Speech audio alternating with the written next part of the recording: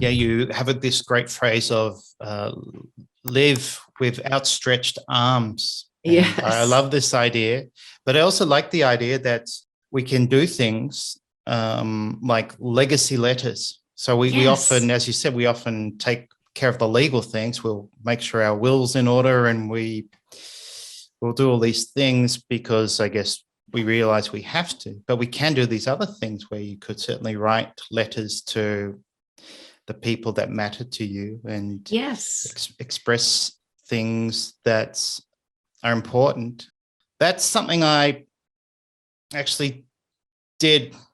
This is sort of the opposite way, but when my father was sick, and I mean, he had cancer for about a year, but Mhm. I at his age and with his health, he had other health issues. I knew there was a good chance he wouldn't be around for long, and we had a sort of a complicated past with uh, divorce, and my sort of mum left him and took us when I was 8, and I only saw him a handful of times after that until we reconnected.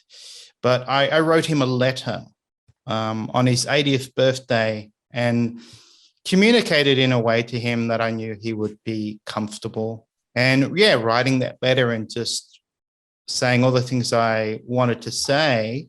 And this, I mean, this is sort of well before he got really sick, Mhm. but it was really important for me to say those things. And I would have been filled with much regret if I hadn't expressed everything in that letter.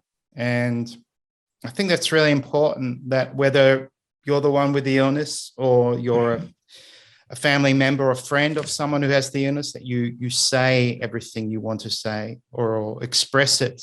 Yes. I wouldn't have been able to say it to him directly. He probably would have struggled to handle that sort of direct Yeah. intimacy, but through a letter, it was very meaningful for A him. letters, Yeah. that's such a wonderful, wonderful story and so vitally important that, so often we wait till someone dies and then we speak publicly about all the nice things we liked about them.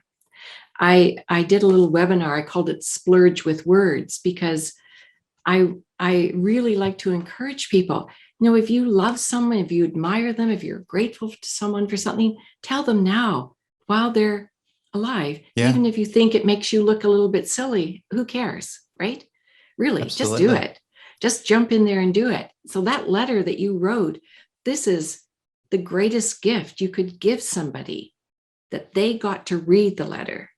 Yeah, yeah. And this is something I guess the one thing would encourage people to do is, yeah, communicate something. I mean, for me, as you know, both my parents died, and I was very active in my mum's illness, and she loved being with people. She loved music.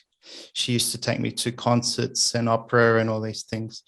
And so I just had this idea. We'd have a party and we would hire a string quartet and have them play in the garden and just have her friends casually pop in, and sort of did that, I guess, maybe a couple of months before she died. And she was quite sick, but it was a beautiful day and her friends sort of popped in and she was able to sort of be up and about for most of it. And yeah, it was just a way to thank her.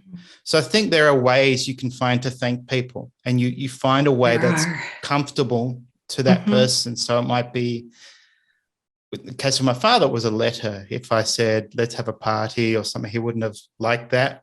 But for No. my mum, getting her friends together and having music and good food was Mhm. one way to do that. So yeah, I think it's important we express ourselves.